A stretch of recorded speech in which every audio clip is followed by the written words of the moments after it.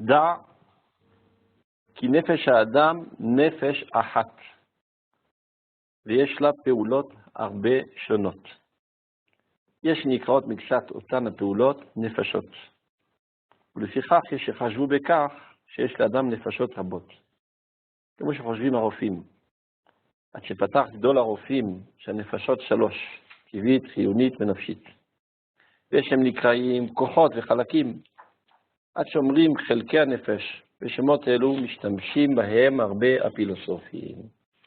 ואין כוונתם באומרם חלקים, שהיא מתחלקת כהתחלקות הגופות, אלא הם מונים פעולותיה השונות שהם לגבי כללות הנפש, כחלקים לגבי הכללות המחוברת מאותם החלקים. Alors, qu'est-ce que ça veut dire tout ça? Le Rambam nous enseigne un fondement très essentiel, c'est de savoir que l'âme est une, de thune tunisienne, mais une. C'est-à-dire, on pourrait penser que l'âme est constituée de plusieurs compartiments. D'autant plus qu'on sait qu'elle a plusieurs forces. Le sentiment, l'intellect, l'imagination, la volonté. Alors on pourrait se tromper à penser que, en fait, si on compare l'âme à un cercle, un rond, 4 compartiments, un compartiment du sechel, l'autre du reges, l'autre du ratson, et donc cela voudrait dire que lorsque tu es en état d'étude intellectuelle, c'est le compartiment intellectuel qui fonctionne, et les 3 autres compartiments sont dans un état latent, et ainsi de suite. Okay. Grosse erreur, dit le Rambam. Erreur fondamentale. Sache que l'âme est une.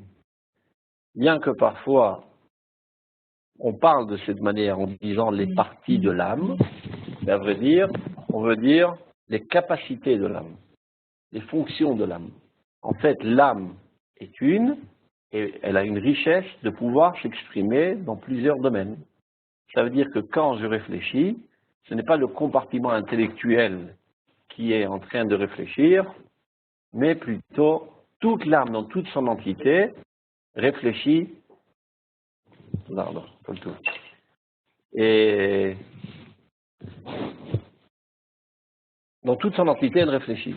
Et quand je suis en état d'extase, en état d'émotion, c'est de même, toute l'âme qui est en état d'émotion, etc., etc. 3, c'est tellement important d'ouvrir le développement des Shmoneh Prakim par ce concept. Et une erreur fatale de croire qu'il y a une possibilité d'être un grand homme quand on a une grande intelligence. Le Rambam veut démanteler tout de suite cette conception totalement erronée. Parce que si tu es un grand homme, tu es une grande âme, eh bien toutes les fonctions de l'âme doivent être grandes. Quel que soit le dévoilement de cette âme, il sera toujours grand. Si je prends un exemple banal, supposons que l'âme elle a un volume d'1 litre, disons, que je la mets dans une bouteille triangulaire, rectangulaire, ronde ou ovale, ça fera toujours 1 litre. Il ne viendrait pas à l'esprit que si je mets 1 litre d'eau dans une bouteille triangulaire, il y a 1/4 de litre, et dans une bouteille ronde, 1/3 de litre, et une bouteille ovale, 1,5 litre. C'est pas possible. 1 litre, c'est toujours 1 litre, quelle que soit la forme dans laquelle cette eau est versée.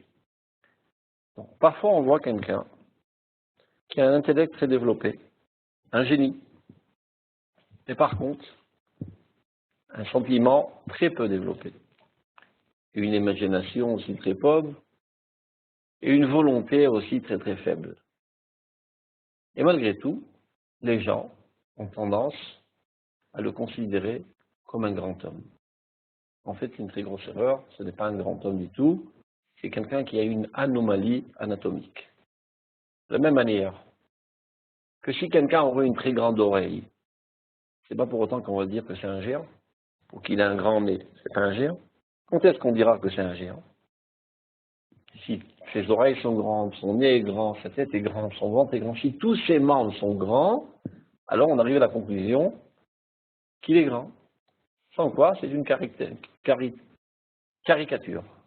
Caricature, c'est de mettre l'accent sur un membre qui sort de l'ordinaire, et c'est une anomalie innée. Donc, de la même manière qu'un enfant pourrait naître avec une grande oreille, c'est un défaut, eh ben, cet enfant-là est né avec une grande mémoire. Ben, c'est tant mieux pour lui. C'est un bon défaut peut-être, mais c'est un défaut quand même, parce que ce n'est pas proportionnel aux autres forces de sa personnalité. On peut s'en servir, comme un chien qui a de l'odorat, plus qu'un homme. On s'en sert pour chercher les criminels, etc. Mais on ne va pas dire, parce que ce chien a un odorat très développé, qu'il est digne de se tenir à la tête de la société et de gérer la société. C'est un certain atout qu'il a, on peut s'en servir. Et ce n'est pas pour autant quelqu'un qui peut diriger la société. Alors de la même manière que l'odorat est quelque chose de spécifique, ou la vue peut être spécifique, etc., mais il peut arriver que quelqu'un ait une mémoire phénoménale. Il connaît tout par cœur. Chaque fois qu'on lui demande où c'est marqué, ben, il va te dire ça c'est dans Baba Msia Kouf et Hamoud Bet, et ça c'est dans Baba Batra Zain Hamoud Aleph. Il connaît tout par cœur. Donc les gens qui sont témoins devant ce phénomène restent ébahis devant cela et ont tendance à croire qu'on a affaire à un grand homme. Et donc, ils décident de le mettre en haut de la pyramide et de gérer la société, ce qui pourrait être une catastrophe impardonnable. Parce que ce bonhomme, c'est vrai qu'il a une bonne mémoire, il se peut aussi qu'il a une intelligence très aiguisée et qu'il a une force de déduction et d'induction très développée, mais ce n'est pas pour autant que c'est quelqu'un qui a une volonté de faire, qui ne se plie pas sous les pressions des autres. Alors que pour être dirigeant d'un peuple, il faut d'abord avant tout avoir une colonne vertébrale qui ne sait pas se plier, dans laquelle on a fondu du plomb ou bien du béton et tenir tête à toutes les pressions. Il faut aussi avoir une sensibilité très développée pour être à l'écoute des besoins de la nation.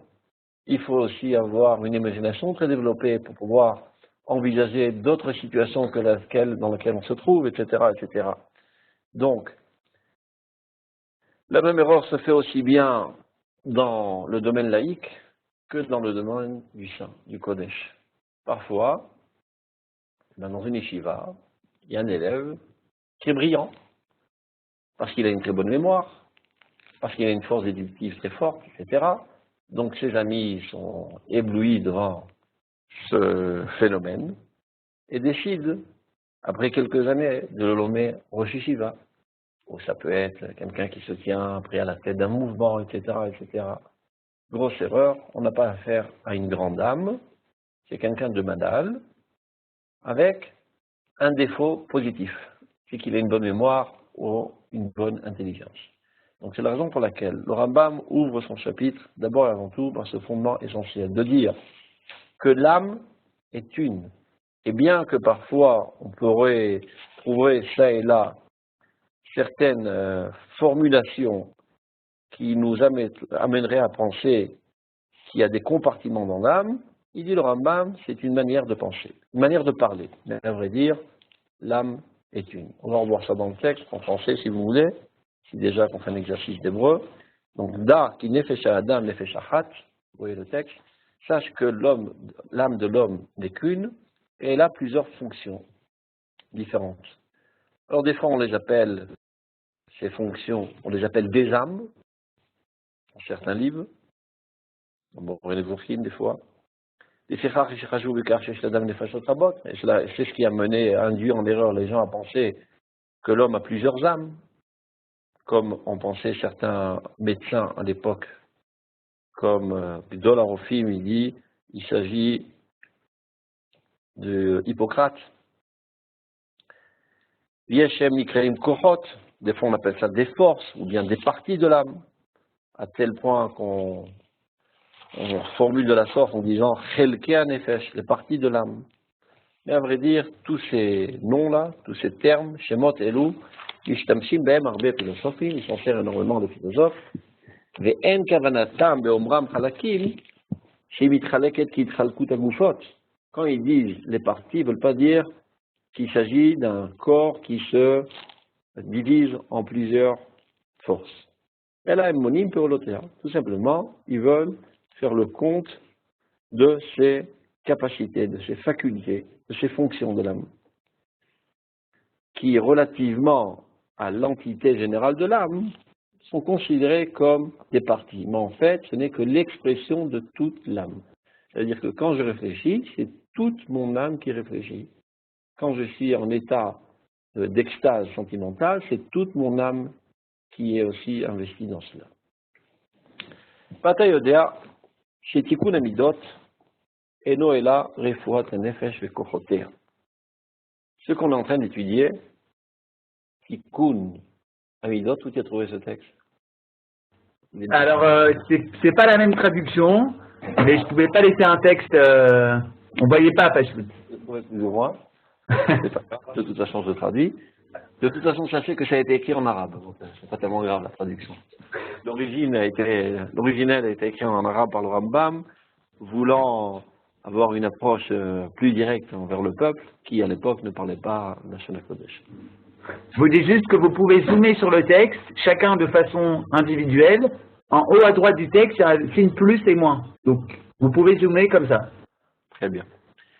Donc, Yata Yoda chez Tikkun Amidot, donc ce qu'on est en train de faire là, la réparation des vertus, on avait expliqué la semaine dernière ce qui est fondé sur une mitzvah de Oraita ou le Dofkabo, de se rapprocher du divin, et on a expliqué que se rapprocher du divin, c'est en fait forger notre personnalité de manière que nos vertus soient ressemblantes au dévoilement divin. Ma'u Rachum, Afatarachum, Ma'u Hanun, Afatachanoun. De la même manière que Dieu est miséricordieux, toi aussi tu dois être miséricordieux, c'est comme ça qu'il y a une rencontre, une communion, une proximité entre nous et Dieu. Donc dit le Rambam, sache que la réparation de nos vertus, l'améliorement de notre personnalité, Eno Ela Refuat Nefesh Vekochotea. Il s'agit là de la la guérison de l'âme et de ses forces, de ses facultés, de ses capacités. Ou que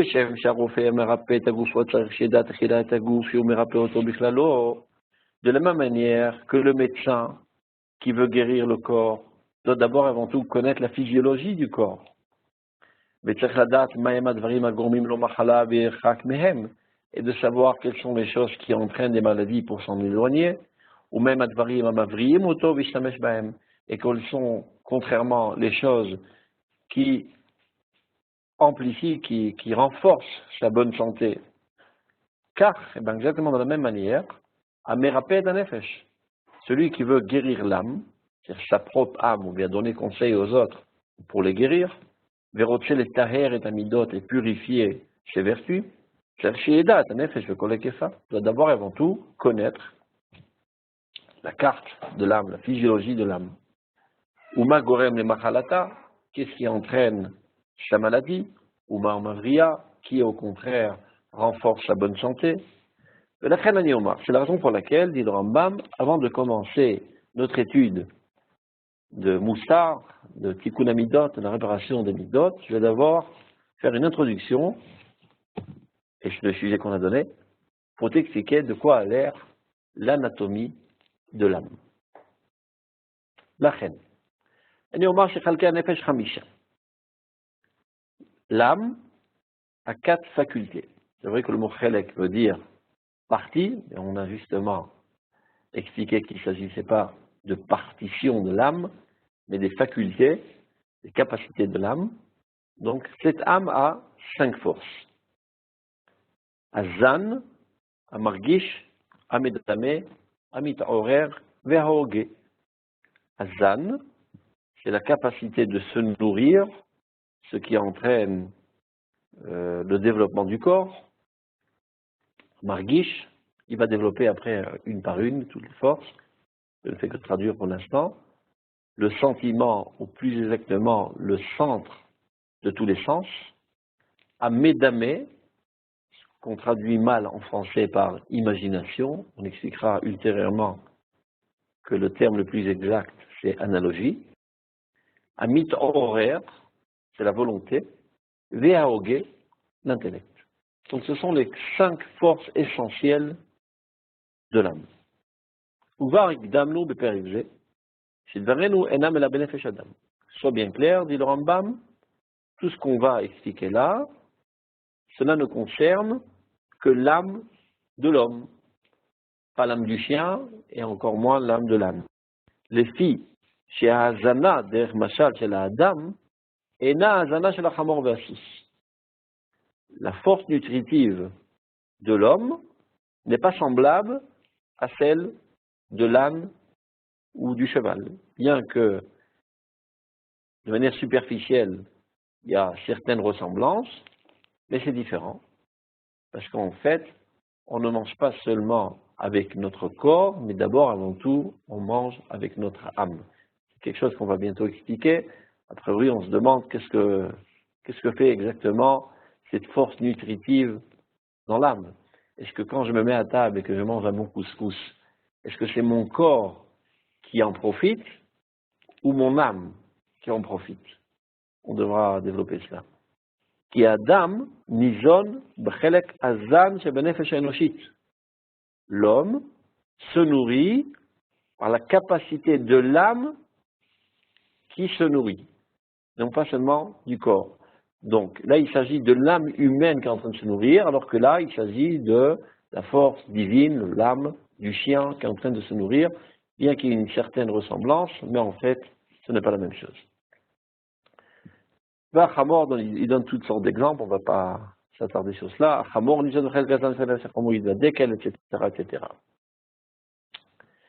Donc on va un petit peu développer ce sujet-là, du Zan, avant de rentrer dans les autres forces. Zan, donc la force nutritive. Donc on pourrait se demander, quand je m'attable et je mange du pain, qui c'est qui en profite? Le corps ou l'âme? A priori, le corps. Ce n'est pas exact. En fait, le pain s'appelle lechem, qui est la nutrition, la nourriture essentielle, fondamentale. D'ailleurs, le mot lechem, en Lashon HaKodesh, ne veut pas dire dafka pain, mais veut dire nourriture essentielle. Le mot pain se dit pâte.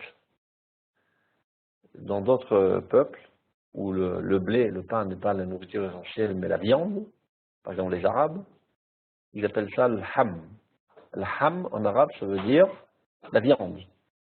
Et lechem, en hébreu, veut dire pain. Mais en fait, c'est ni la viande, ni le pain, mais c'est la nourriture essentielle. Donc, lechem, quelle est la racine du mot lechem? Les alchim en hébreu, ça veut dire souder. Clair? Donc, la nourriture a la capacité de lier le corps à l'âme. Tout comme la flamme ne peut se lier à la mèche de la bougie que s'il y a un intermédiaire, qui est l'huile. S'il n'y a pas d'huile, qu'est-ce qui arrive?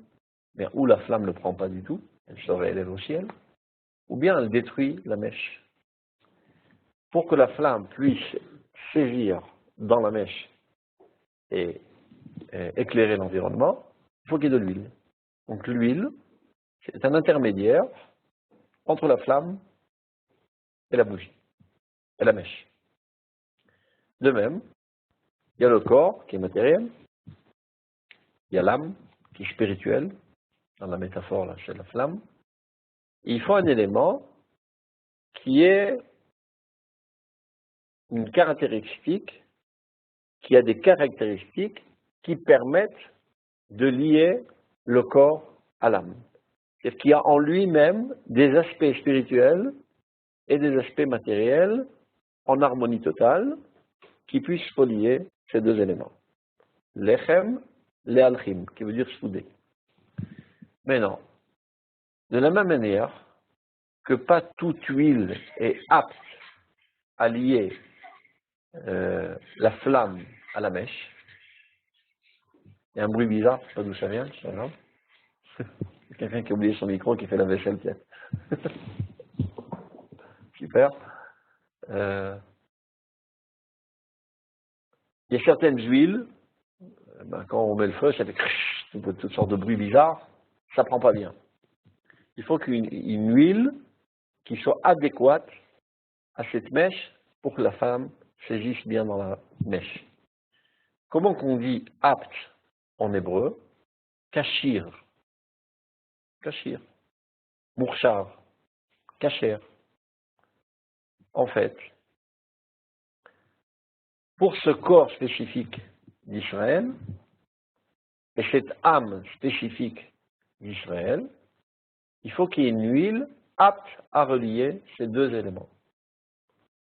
Pour d'autres mèches, d'autres huiles, pour cette mèche et cette flamme spécifique, il faut une huile adéquate, qui soit cachère, qui soit apte. Donc, ilchot kashrut, toutes les halachot de kashrut, vient nous déceler quels sont les aliments qui sont aptes à souder l'âme au corps.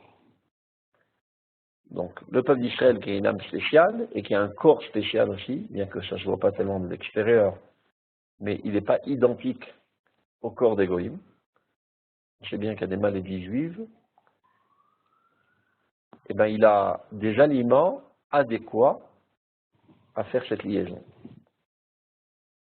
Les autres peuples aussi ont leur âme et aussi ont leur corps. Ils ont d'autres aliments. Ils ont un beaucoup plus grand choix d'aliments.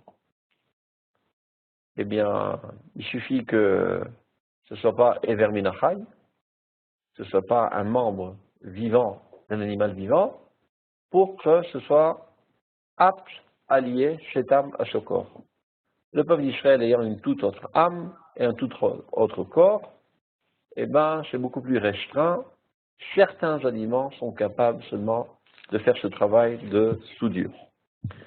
Donc, tout ça pour dire que quand on mange, ce n'est pas seulement une action corporelle, mais c'est d'abord et avant tout une action de l'âme. C'est l'âme qui se nourrit. À vrai dire, au début des temps, l'âme aurait dû se nourrir directement de la source de tout être, de Dieu, la Torah, et Traïm. Mais comme on a chuté, du point de vue moral, on n'est plus capable de se nourrir directement de la source de toute vie, de Etz Chaim, et Tzot, au lieu de manger des idées, c'est-à-dire des concepts spirituels comme cela convient à l'homme, mais on est tombé, on mange des Etzim, on mange des arbres. Au début de l'histoire, l'homme était végétarien, une fois qu'il a chuté. Donc on va aller rechercher des partiels de vie dans le végétal, n'étant pas capable de se ressourcer directement de la source de la vie. Et après que l'homme est encore plus chuté, après le Maboul, ben il a besoin d'aller voler des partiels de vie chez les animaux, où il y a plus de vie que dans le végétal, pour compléter son manque. Mais évidemment, donc, quand on mange, c'est une action de l'âme qui passe par le corps. C'est la raison pour laquelle le Rambam a compté dans les 5 fonctions de l'âme, Koach Hazan. C'est aussi une activité de l'âme. Ce n'est pas seulement une démarche corporelle, basse, vile et animale. Et là, c'est la raison pour laquelle il y a une manière de manger, faire une bracha avant de manger, une bracha après manger, quoi penser quand tu manges, etc., etc. Cela a énormément d'influence sur la nourriture, et d'où l'importance de manger avec des pensées idéales. Et si tu n'as pas réussi à le faire avant, tu peux réparer rétroactivement. Ça s'appelle le Birkat Hamazon. Et jusqu'à quand on peut faire Birkat Hamazon? Tant que la nourriture n'a pas été totalement digérée. Donc selon l'évaluation de Chazal, ce sont 12 minutes. La nourriture est encore là dans l'estomac, n'a pas été ensérisée, n'a pas été encore transformée en sang. Il y a une possibilité rétroactivement de repenser comment manger comme un vrai juif. D'ailleurs, de quoi parle le Birkat Hamazon? On commence, une fois qu'on a mangé un bon casse-croûte, Baruch Ata Hashem Hazal Hakol. Merci mon Dieu, qui nourrit tous. Jusqu'à là, c'est compréhensible. C'est dans le sujet. Deuxième bracha, Baruch Ata Hashem, à la Haaretz Valamazon. Béni soit l'Éternel pour la terre et pour la nourriture. De quelle terre s'agit-il? Pas de la France, mais d'Eretz Israël. Alors là, on ne voit plus quel rapport y a-t-il entre mon bon casse-croûte et Eretz Israël. Troisième bracha, Baruch Ata Hashem Boné Binyan Yerushalayim. Béni soit l'Éternel qui reconstruit Jérusalem. Là, on ne voit plus du tout le rapport. À vrai dire, c'est comme ça. À quoi je sers? J'ai bien mangé, c'est sympa, ça me permet de survivre. Mais pourquoi je dois vivre, Berlin? Quel est mon rôle dans ce monde? Il y a plein de fourmis qui vivent. Alors, une de plus ou de moins, c'est ça qui va changer quelque chose. Donc, si déjà je vis, il faut que j'ai un objectif. Et bien cet objectif, c'est de me lier à ma nation, au peuple d'Israël, qui apparaît de manière optimale sur sa terre, en Eretz Israël. Donc, à la Haaretz Hamazon, j'ai mangé, au Hachem, j'ai de la nourriture, je survis, mais pour être un vaillant serviteur de ma nation en Eretz Israël. Donc, c'est le nationalisme. Et le nationalisme lui-même, lui aussi n'a pas tellement de valeur. Qu'est-ce que ça peut bien faire? Qu'il y ait un peuple canadien, un peuple français, un peuple israélien. Quelle importance? L'objectif du nationalisme israélien, Baruch Ata Hashem Boné Binyan Yerushalayim, la reconstruction de Jérusalem et du Beth Amikdash, qui est le dévoilement du divin dans ce monde, qui est censé réparer tout ce monde, élever le monde à la morale divine telle que ce monde doit être. Donc, avant de manger, ça devrait être les pensées qui me passent par la tête avant de manger, et c'est ce qui s'appelle élever la nourriture. Si je ne l'ai pas fait avant, eh ben, je le fais après, comme la plupart des gens ne le font pas avant, donc on le fait après, et on pense à cela. Donc, continuons. Tout ça, c'était pour développer un petit peu Koach Hazan. Donc, je saute là, parce que tout ça, ce ne sont que des exemples répétitifs. Verzor leimyanenu. Vous voyez où ça se trouve? Non. Verzor, voilà. C'est ça, voilà, qui est fort. Vershuv el kavanati. Donc, la traduction. Verzor leimyanenu bechelke hanefesh v'omach. Donc, retournons à notre sujet concernant les parties de l'âme. Achelek Hazan, donc là, il va seulement décrire quelles sont ses fonctions. Mimenu akoach mosher, c'est ce qui te permet d'intégrer la nourriture, à margik, de la garder dans l'estomac, à me'akel, de digérer et de faire sortir les excréments. À megadel aussi, c'est pas seulement la nourriture, c'est aussi ce qui te fait grandir. À molid, la possibilité de mettre au monde, c'est-à-dire de la progéniture. Va mavdil et alechuyot, et tout ce qui fait la sélection des différents éléments. En fait, c'est tout le métabolisme physiologique, disons. Et t'as l'ijom, t'as les palettes, varim, al-shivat, akochot, etc., vers poalim, ou bégé varim pour la table, ou même poil bijvan esuyam, à récolter la route et venir et tout ceci est nécessaire pour le travail de la médecine, ben bot soer comme bégé. Et donc, c'est pas le moment de trop élargir ce sujet. Ça, je le ferai dans une autre occasion. Vous savez que le Rambam lui-même était un médecin, donc il a écrit des livres de médecine concernant Koach Hazan.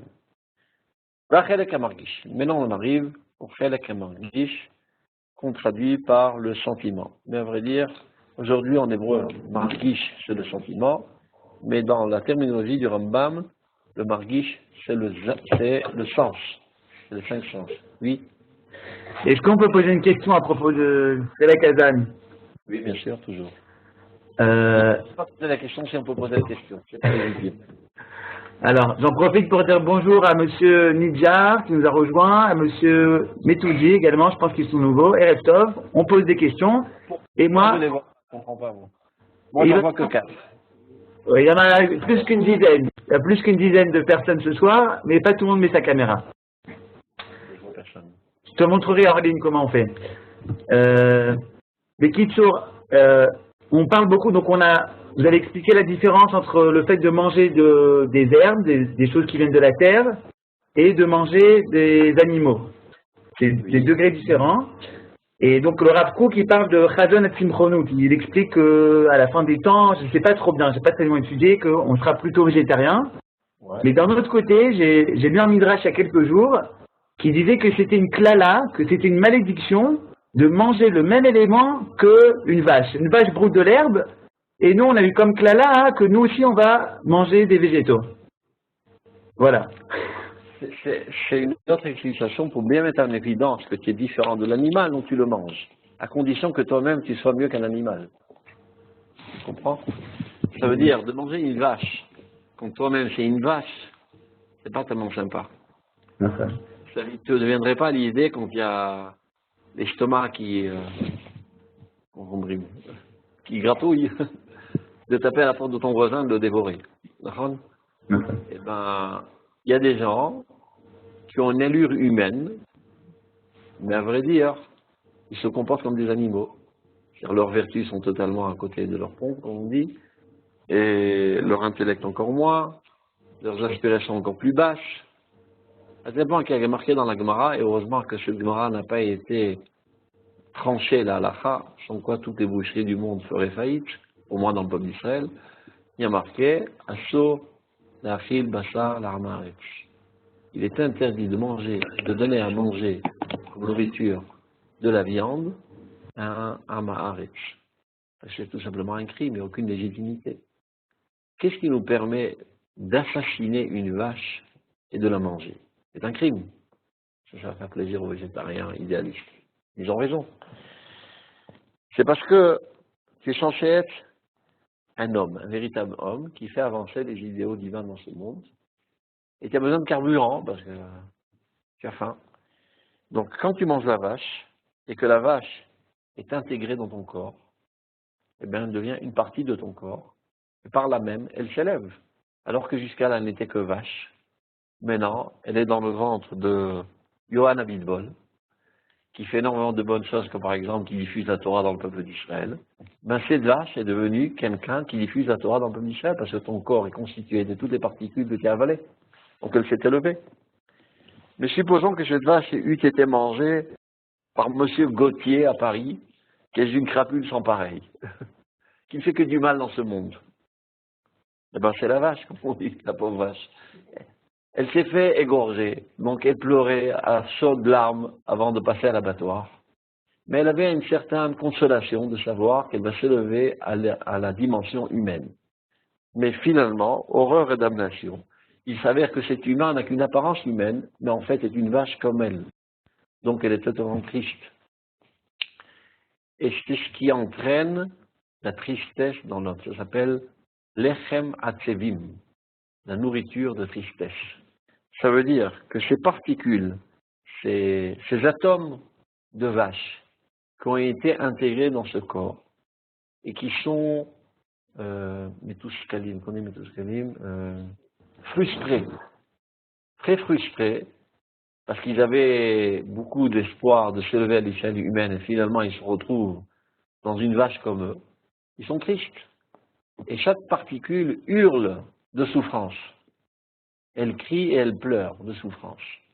Et tous ces hurlements de souffrance flottent au fur et à mesure dans la cervelle de ce bonhomme, et il en arrive à une certaine tristesse et mélancolie, et il se demande pourquoi. Pourtant, il vient de sortir d'un super restaurant, et de se goinfrer dans un repas royal, et malgré tout, il se sent tout triste.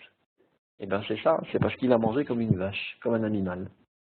D'abord, de manière générale, son comportement journalier est très animal, et en plus, il s'est jeté sur la nourriture comme un animal, donc ça a créé beaucoup de souffrance à cette chair qui a été avalée par cet homme qui est en fait un animal. J'ai répondu? Maintenant, ce que tu dis, qu'à la fin des temps, on devra tous être végétariens, sans aucun doute. Parce que, à la fin des temps, on se réélèvera à notre véritable dimension.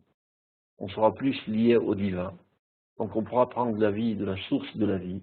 Donc on aura moins besoin d'aller voler de la vie chez les animaux. Et encore plus loin dans l'histoire, on ne mangera plus. Après Triat Amitim, dit le Rambam, En sama lo achila velo shtia. Moins de casse-tête, pas besoin d'aller au marché, éplucher des patates et des cuire. On sera occupé par des activités spécialement humaines. C'est clair? Et à cette époque-là, où l'homme ne mangera plus de viande, les sacrifices d'animaux aussi n'auront plus lieu. Tant qu'on mange de la viande, les sacrifices au Beth Amikdash seront aussi avec des animaux.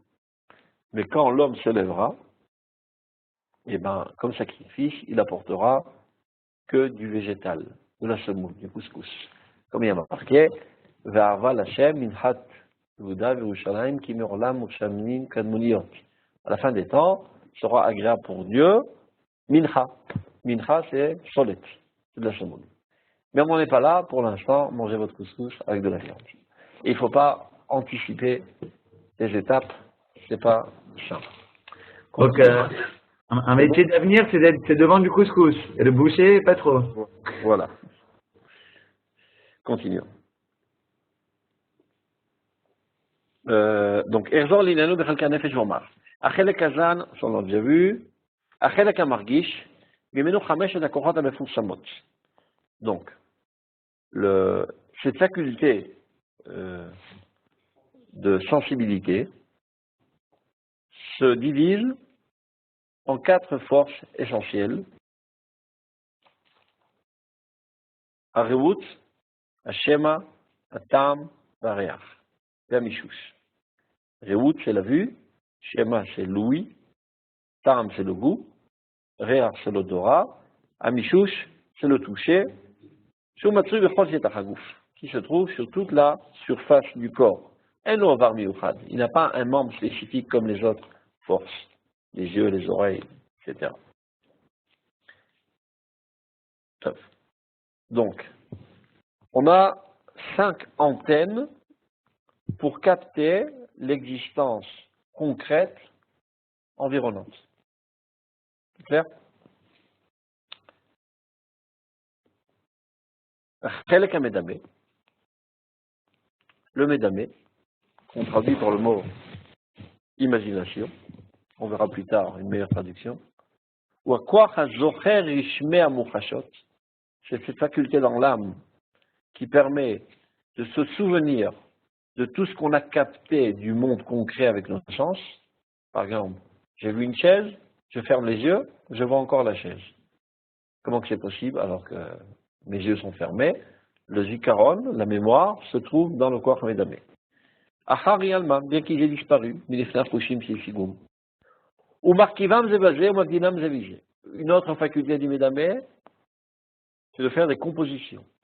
Ça veut dire, je vois au poulailler une poule, et je vois une vache, je peux faire une composition et voir une vache avec des ailes.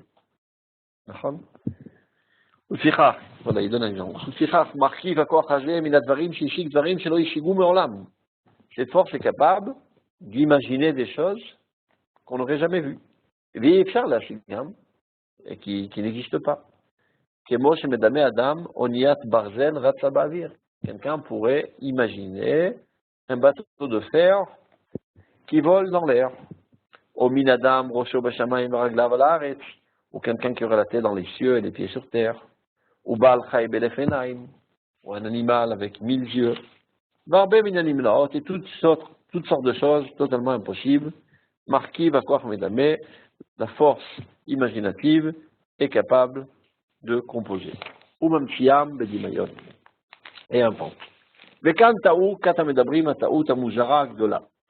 c'est ainsi qu'une certaine secte, qui s'appelle Katamit Kalmim en arabe, ont fait une erreur fatale. Ils ont fondé sur ça tout leur fondement philosophique, mais qui est totalement erroné. Car chez eux, il n'y a pas cette division claire des trois existences qu'il y a dans ce monde, des trois possibilités. Mechouyav, Epshari, Venimna. Mechouyav, ce sont les choses qui sont obligées d'exister. Epshari, qui pourraient exister. Nimna, impossible, qui n'existerait jamais. Eux, ils ont dit, tout ce qui est imaginable est possible. Lama, parce qu'ils ont dit, si j'ai ça dans le crâne, probablement que ça existe quelque part, j'ai dû voir ça quelque part, sans quoi je n'aurais pas pu y penser. Et ils ne se sont pas rendus compte de leur erreur, parce qu'ils n'ont pas pensé à cela que cette force, cette capacité de l'âme qui s'appelle le Dimayon est capable de composer différentes existences et ainsi d'inventer des existences totalement inexistantes. Si on parle déjà du Médamé, on va un petit peu développer, peu importe le temps. Médamé, en hébreu, la chaîne Ledamot, qui veut dire comparer, faire ressembler. On va voir après cela le Gougé, l'intellect. L'intellect, c'est la force dans l'âme qui est capable de capter les existences abstraites. Le Médamé se trouve entre les deux, entre le sens et l'intellect, et c'est lui qui fait des analogies entre ces deux capacités. On en avait déjà parlé, je crois, la semaine dernière. Ça veut dire que quand je pense au concept de la table, je dis le mot table, et bien automatiquement, tu dessines une table, tu vois une table. Et de même, quand tu vois une table réelle en bois, tu relis ça au concept de la table. Donc il y a une analogie qui se fait. Maintenant, cette force existe essentiellement, c'est-à-dire dans son développement optimal, c'est ça ce qui permet d'arriver à la prophétie. Biyad, Neviai, Adamé. Tu parles, j'entends rien. Je vois tes lèvres bouger. Non, je parle pas. Ouais, c'est pas grave. Pour l'instant, avant d'arriver à la prophétie, parlons des choses les plus simples, à notre niveau à nous, le rêve. Le rêve se fait par l'intermédiaire du Koach HaMedamé. Tous les gens rêvent. Même ceux qui pensent qu'ils ne rêvent pas, c'est parce qu'ils ne se souviennent pas de leur rêve. En fait, le rêve est quelque chose de très important. C'est pendant la nuit, l'âme a besoin d'aller se rafraîchir. Ça veut dire que si pendant les heures dans lesquelles tu es réveillé, tu n'as pas tellement d'activité qui dévoile ton âme, mais tu te laisses aller seulement à tes besoins corporels, eh bien ton âme étouffe. Donc elle a besoin d'aller volatiger dans les hautes sphères et aller recharger ses batteries. C'est le rêve. Le rêve, dit Chazal, est 1/60 de la prophétie. 1/60 pour dire en langage pratique, Batel Beshishim, insignifiant. Insignifiant, mais malgré tout, c'est un petit peu de prophétie. Ça veut dire, chacun de nous, chaque soir, on va un petit peu aller prophétiser. Il y a un problème dans la connexion? Allô? Ça marche. On continue. Ah bon, il y a marqué, il y a un problème sur l'écran, c'est pas grave. Donc, quand on rêve, l'âme va remplir ses batteries, on a dit. Donc, on va dormir essentiellement pour rêver. Il y en a qui pensent qu'on va dormir pour reposer nos membres. C'est une grosse erreur. Ça veut dire, à vrai dire, les sportifs le savent très bien, on peut s'efforcer presque de manière constante au niveau des muscles sans se fatiguer si on sait faire les bons mouvements comme il le faut. La fatigue des muscles, en fait, c'est un liquide qui donne cette sensation. Tu fais un autre sentiment, ça s'auto-annule et ça passe. Donc pourquoi on va dormir? C'est bizarre. On est, comme on dit, on est crevé, on se lève le matin tout frais. Qu'est-ce qui s'est passé? En fait, c'était l'âme qui était épuisée, qui, par manque d'expression, elle se sent étouffée, et c'est ça qui donne cette sensation d'épuisement, de vide, d'être lessivé, d'être crevé. Et l'âme, pendant la nuit, va avoir une activité intense, avec une proximité très forte avec le divin, donc elle revient toute fraîche, et c'est ça qui donne cette sensation de fraîcheur quand tu te lèves le matin. D'ailleurs, ils ont fait une expérimentation, une expérience. On prend un bonhomme, et ben quand il dort la nuit, on lui met un électrocardiogramme pour voir la rapidité des battements de cœur, pour voir s'il est dans une situation de sommeil, et on lui met aussi un oscillographe sur les yeux, parce que vous savez que quand on dort la nuit, quand on rêve, les yeux tournent de gauche à droite, très lentement. Essayez ce soir avec votre copain, levez-lui les paupières, vous allez voir que quand il dort, les yeux bougent de gauche à droite très lentement. Mais non, plus on pénètre dans le rêve le plus profond, plus la courbe arrive à sa cime. C'est une courbe sinusoïde comme ça, et donc on commence à rêver. Quand on arrive au rêve le plus profond, ça arrive au summum de la courbe. Donc qu'est-ce qu'ils ont fait? Donc il est branché à son oscillographe et à l'électrocardiogramme. Du point de vue médical, ce bonhomme, il dort. On observe la courbe d'oscillographe de ses yeux. Dès qu'elle commence à approcher à la cime, on donne un petit coup, sans le réveiller, mais ça l'empêche de rentrer dans le sommeil profond et d'arriver dans le rêve profond. Et on fait ça toute la nuit. Chaque fois que la courbe commence à grimper, on le tape un petit peu. Donc il a dormi 8 heures, ses battements de cœur sont normaux, tout est normal. Il se lève le matin, il est crevé. Il ne peut pas fonctionner. On fait ça un deuxième jour, là il y a des hallucinations, il fait tomber les verres, il fait tomber son téléphone. Troisième jour, les médecins disent si vous continuez, il meurt. Ça veut dire que cette expérience scientifique a prouvé que le Lashon HaKodesh, c'est ce qu'il dit. L'Achlom, qui veut dire rêver, c'est une Lashon Achlama. Achlama qui veut dire guérison. On rêve pour guérir. Et non pas on dort pour guérir, on rêve pour guérir. Chaque fois qu'on rêve, c'est ça qui nous donne guérison, c'est ça qui nous ramène à notre fraîcheur. Parce qu'en fait, c'est l'âme qui était fatiguée par manque d'expression dans ce corps qui est totalement abruti, et donc elle va aller se rafraîchir dans les cimes les plus hautes. Par contre, si quelqu'un, pendant les heures où il est éveillé, il a une activité spirituelle très haute, donc il n'a pas tellement besoin de dormir. On sait que les Gdolé Israël dormaient très peu. On raconte que le Rabbi Nouvavitch, il dormait une demi-heure. Le Gon, le Vina, idem. Et David Ameller, remarqué dans la Gemara, il dormait Shitin Nishmin Dessus, 60 respirations du cheval. Je ne sais pas comment qu'un cheval respire, peut-être quelques secondes, 10 secondes, multiplié par 60, ça fait 6 minutes. 6 minutes, ça lui suffisait.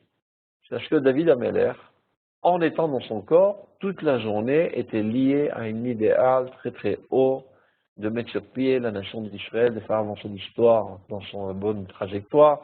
Donc dans toute son activité journalière, de toute manière, son âme était en activité intense, donc elle ne se sentait pas étouffée et épuisée, donc pas besoin de mettre ce corps dormir pour s'échapper et aller volatiger dans des hautes sphères. Mais les gens qui sont plutôt matérialistes ont plus besoin de dormir. Et ça, c'est une des fonctions du Dimayon. Le Dimayon, Beyad Neviai Adamé, j'apparais en prophétie sur mes prophètes, avec le Médamé, le Koach Médamé.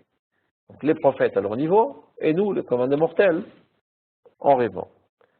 Mais là, il faut faire attention à ce que je dis. Quand je dis que le rêve est une prophétie, c'est vrai que le rêve, de manière absolue, est une prophétie, mais nous, n'étant pas capables de comprendre le message de ce rêve, il vaut mieux avoir une approche envers le rêve comme quelque chose de totalement insignifiant. C'est pour ça que le Rambam tranche la halakha, Halomot Shavidaberu. Les rêves ne racontent que des histoires. Ne pas prendre ça au sérieux. Sans quoi, tu vas vite arriver à un asile psychiatrique. Si tu commences à prendre tes rêves au sérieux, ça va mal tourner. Parce que les rêves, c'est très sérieux, mais il faut savoir comment les décodifier.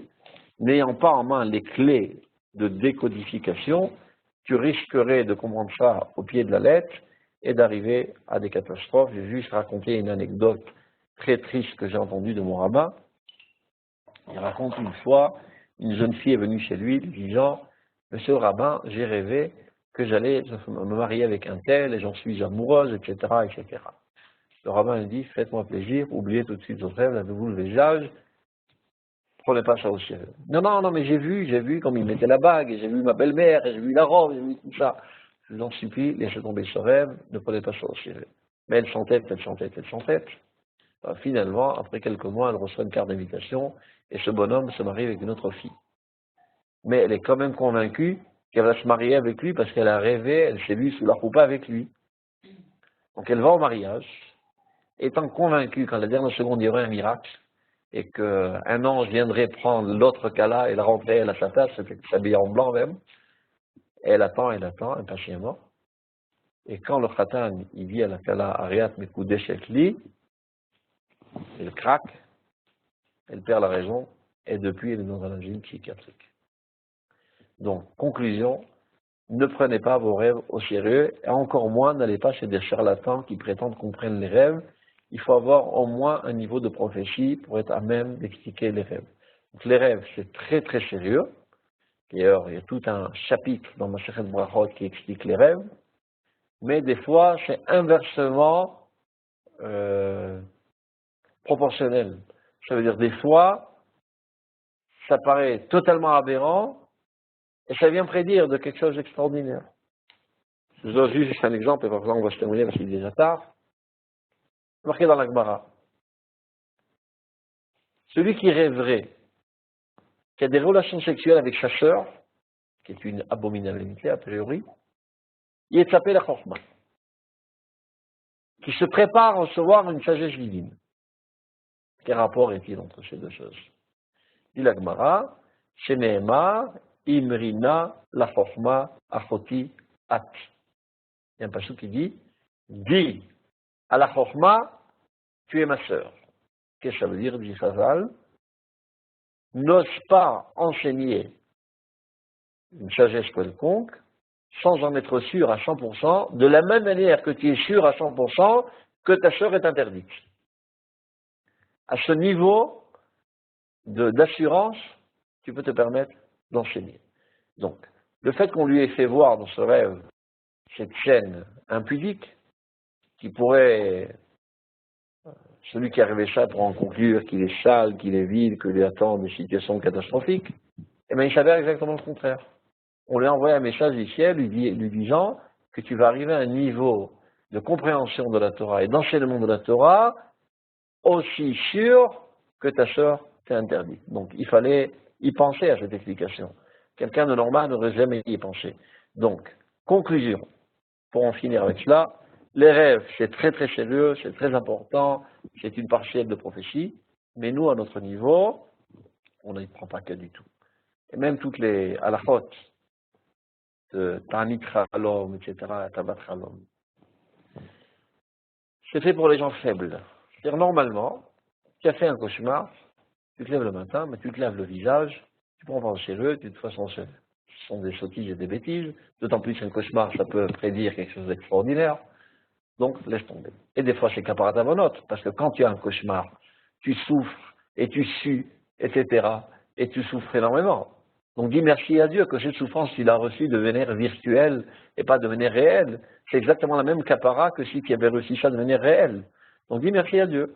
il t'a fait souffrir seulement de manière virtuelle, et que le matin, tu ouvres les yeux, ce n'était qu'un rêve, tant mieux, c'est bon, ma femme est vivante, mes gosses sont vivants, tout va bien, c'était qu'un rêve.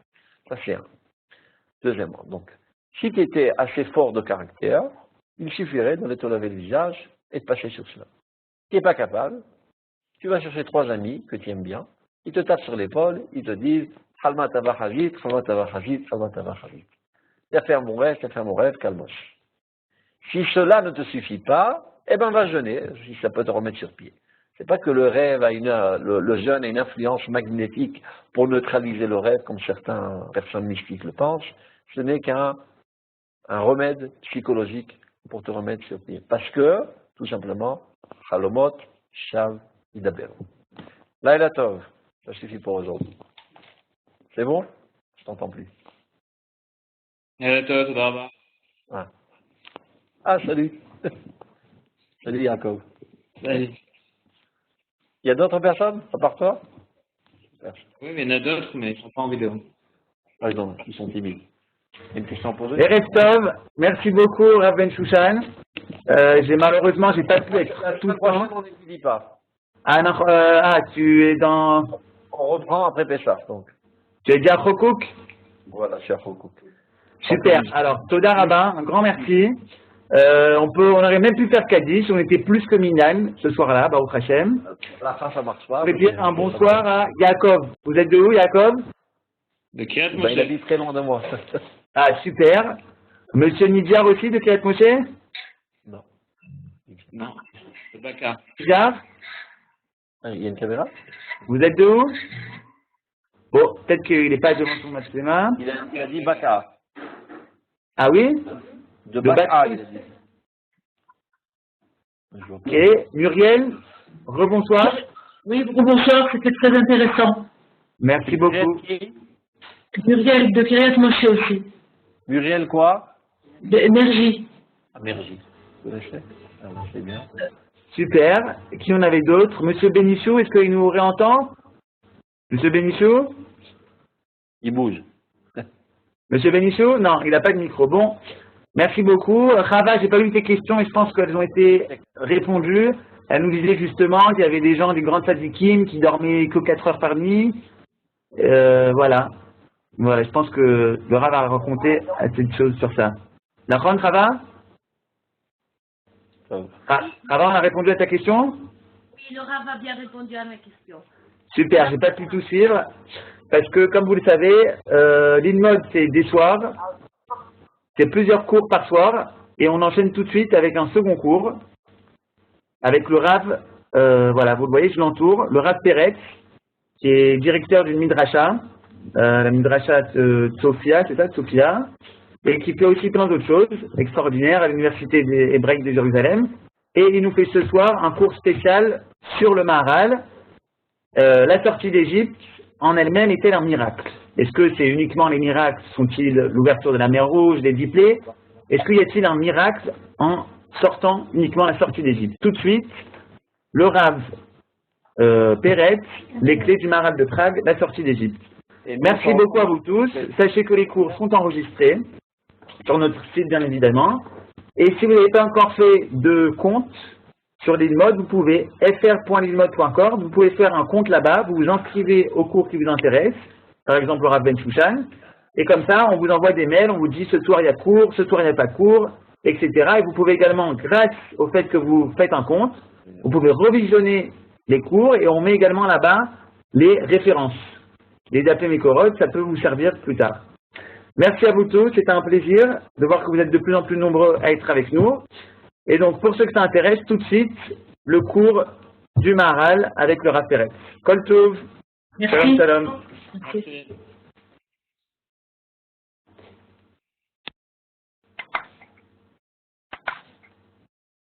Ken, Ken.